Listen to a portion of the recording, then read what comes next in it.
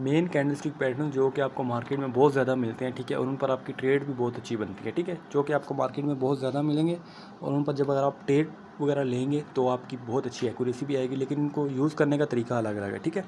अब देखें OTC market में मैं सेम कह रहा हूँ, लाइव मार्केट में मैं सेम कह रहा हूँ इन तीनों पैटर्न्स का, ओके।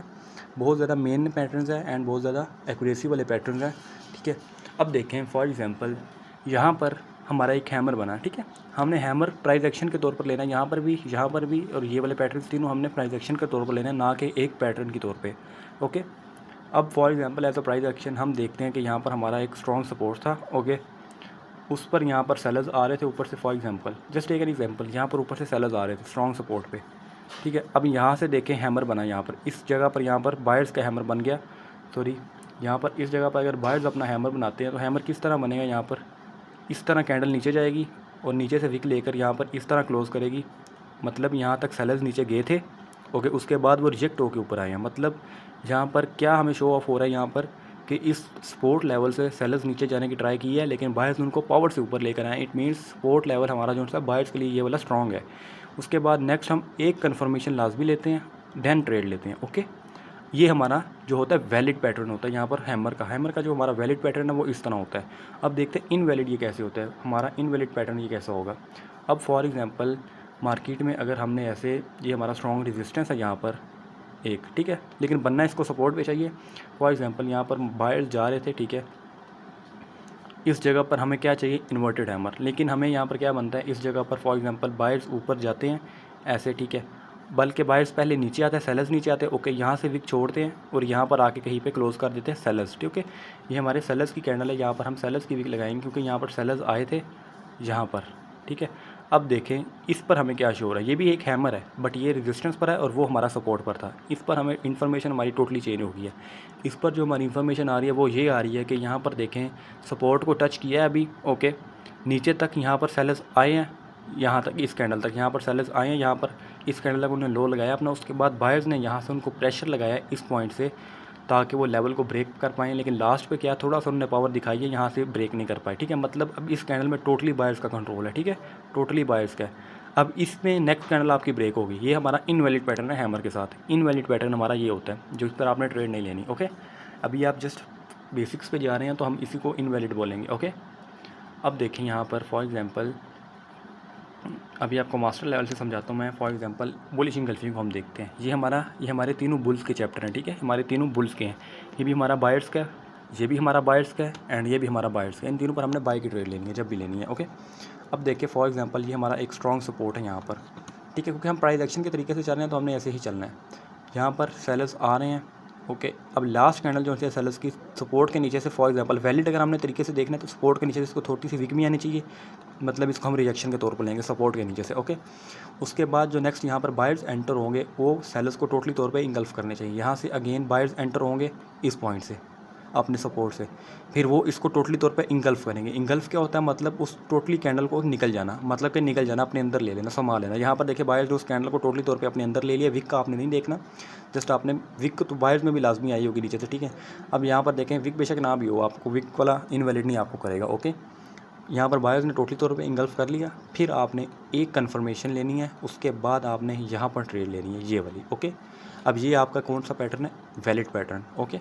ये अब हमने इस तरह, अगर हमारी सपोर्ट पे प्राइस एक्शन पे इस तरह फॉर्म होते हैं तो हमने यहाँ पर उसकी ट्रेड लेनी है। ये हमारी है ट्रेड कैंडल, हमारी ये है, ओके।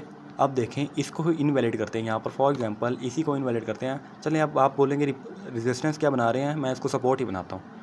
यहाँ पर देखें अगर हमारे सेलर्स आ रहे हैं बार बार इस पार्टी से, यहाँ पर सेलर्स आ रहे हैं, ओके, उन्होंने ऐसे किया ब्रेक, उसके बाद यहाँ पर ब्रेक करके मार्केट कंटिन्यू किया, ठीक है, सपोर्ट ही है हमारा, ठीक है। सपोर्ट के बाद जस्ट ब्रेक डाउन हुआ है, उसके बाद जो बायर्स हैं जो उनसे यहाँ पर इंगल्फ करते हैं, यहाँ पर सपोर्ट को ब्रेकआउट करके इंगल्फ करते हैं। अब ज़रूरी नहीं यहाँ पर कोई बाय की कैंडल नहीं होगी, यहाँ पर एक दो बायर्स की भी हो जाएंगी, यहाँ पर इसको हम बायर्स की बना देते हैं, ठीक है। लाजमी नहीं है, ये सेलर्स का मोमेंटम नहीं होगा इस तरह, ये सेलर्स का इस तरह मोमेंटम नहीं बनता। अब यहाँ पर देखें इस कैंडल ने टोटली तौर पे इंगल्फ कर लिया सेलर्स को, पिछली प्रीवियस कैंडल को, लेकिन ये हमारा वैलिड पैटर्न क्यों नहीं है, क्योंकि अब जो हमारा ये सपोर्ट था जिस पर हमने ट्रेड लेनी थी, इस अगर ये हमारी पॉइंट, ये वाला पॉइंट यहाँ पर बनता तब हम इस पर ट्रेड लेते, लेकिन ये हमारा क्या बन चुका है, जब सपोर्ट ब्रेक हुआ है तब वो वाला लेवल, ये लेवल हमारा रेजिस्टेंस लेवल बन चुका है, ओके। अब अगर देखें इस पर अगर हम कंफर्मेशन लेते भी हैं, नेक्स्ट अगर कंफर्मेशन ऐसे जाके क्लोज भी देती है इस कैंडल, फिर भी हम ट्रेड नहीं लेंगे नेक्स्ट रिवर्सल पे, वो कंटिन्यूशन पे, क्योंकि यहाँ पर रेजिस्टेंस बन चुका है। रेजिस्टेंस से हमेशा सेलर्स ही एंटर होते हैं। ओके, यहाँ पर आपका ये पैटर्न इनवैलिड हो जाए, क्योंकि बुलिश इंगल्फिंग हुआ है लेकिन सपोर्ट से नीचे हुआ है। यहाँ रेजिस्टेंस पे होता तब भी इनवैलिड था। ओके, टोटली आपने जो सपोर्ट लगाया हुआ वहाँ पर आके ये फॉर्म होना चाहिए, तब आप इस पर ट्रेड ले सकते हैं। अब देखें यहाँ पर हम फॉर्म करते हैं अपना जो मोस्ट इंपॉर्टेंट है हमारा बुल्स अबैंडन्ड बेबी। ठीक है, सिंपली इसकी जो डेफिनेशन है उसको मैं इतना बता रहा हूँ, ये सिंपली ये 2 कैंडल्स होती हैं, 2 कैंडल्स। ओके, थर्ड कैंडल को वैसे हम कंफर्मेशन लेते हैं, उसके बाद हम नेक्स्ट कैंडल पर ही ट्रेड लेते हैं। ये सिंपल, वैसे आप इसको 3 कैंडल में बोल सकते हैं। अब देखें यहाँ पर हम इसको कैसे बोलते हैं, इसको हम इसकी जो नेम है उस नेम को हम इस तरीके से लेते हैं कि फॉर एग्जांपल हमने ये बुल के चैप्टर हैं हमारे यहाँ पर तीनों, यहाँ पर हमारे बुल्स के हैं, तो हमने इनको सपोर्ट पे ही तलाश करना है, ना कि सपोर्ट से नीचे, ना ही रेजिस्टेंस लेवल पर।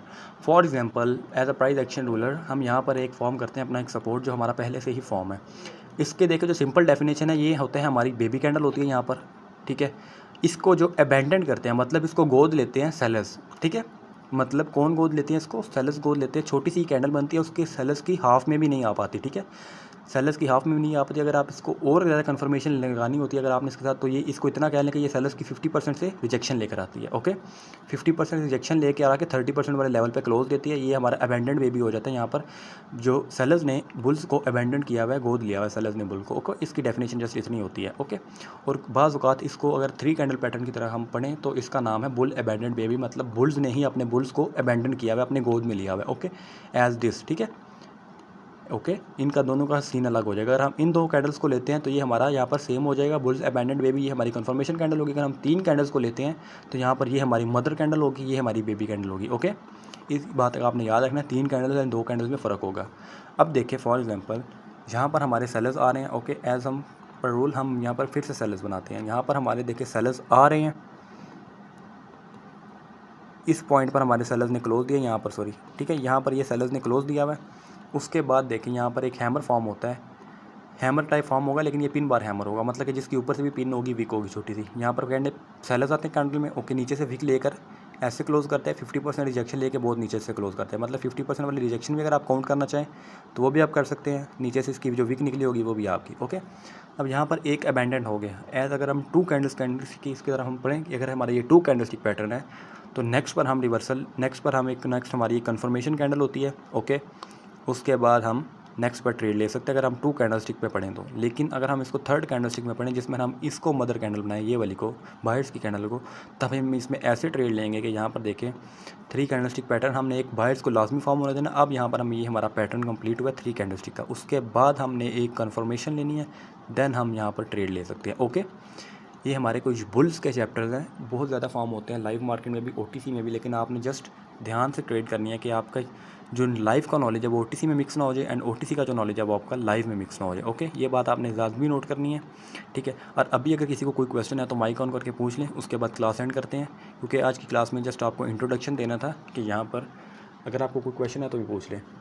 अभी जस्ट हमने बुल्स के अबैंडन्ड, बुल्स के हैमर, बुल्स के इंगल्फिंग पढ़ी है। ओके, यहाँ पर आपको प्राइस एक्शन का जस्ट आपको एडवांस लेवल में आपको प्राइस एक्शन बता रहा हूँ, प्रोफेशनल लेवल की क्लासेस में एडवांस लेवल का मैं आपको बता रहा हूँ। ओके, आप क्वेश्चंस पूछ लें अगर आपको कोई क्वेश्चन है अभी तो।